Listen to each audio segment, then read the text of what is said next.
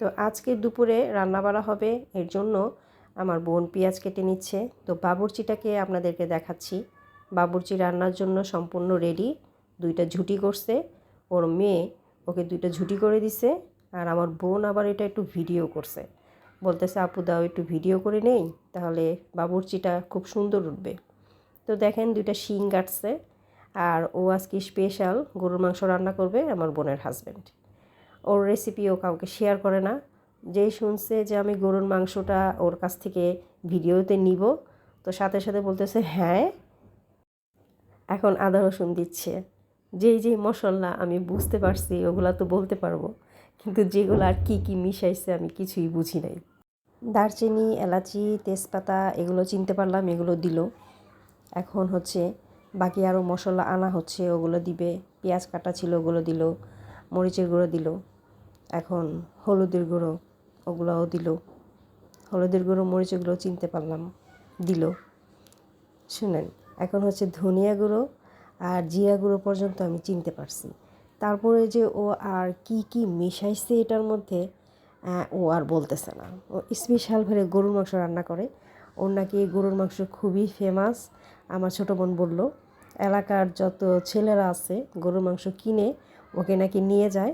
আর এই গরুর মাংস রান্না করতে গেলেই নাকি 3000 টাকার বেশি বাজেট পড়ে যায়। ও এত মজা করে গরুর মাংস রান্না করে।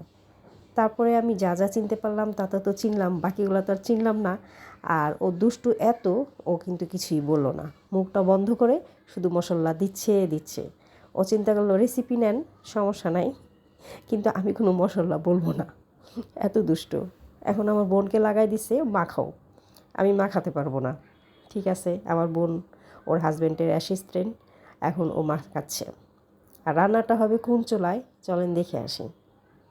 রান্নার জন্য ও এই চুলা, এই লাকড়ি ইউজ করতেছে। এই চুলাটা ও নাকি কিনে নিয়ে আসছে, সেই কেরানীগঞ্জ থেকে যায়া এই চুলাটা নিয়ে আসছে। এই চুলাটার মধ্যে ও রান্না করে মাঝে মাঝে শুক্রবারে বাসায় থাকলেই। এখন আগুন ধরানো হচ্ছে। চুলাটা কিন্তু খুব সুন্দর, নিচে একটা ফ্যান আছে, ফ্যানটা ঘুরতেছে। আর উপর থেকে যে ছোট ছোট লাকড়িগুলো দিচ্ছে, এগুলোতে আবার কোনো ধোঁয়া হয় না, খুব সুন্দর আগুন ধরে যায়। তো ওর ভাগ্নি এটা আগুনটা জ্বালালো। তো আমার গরুর মাংস কিন্তু এখন বসায় দিচ্ছে আমার বোনের হাজব্যান্ড। এখানে বসায় দেওয়ার পরে দেখেন সুন্দর আগুন জ্বলতেছে আর গরুর মাংস বসায় দিচ্ছে। আমি কিছুক্ষণ পরে যখন আবার আসছি ভিডিও করতে, দেখি অনেক সুন্দর আগুন জ্বলতেছে।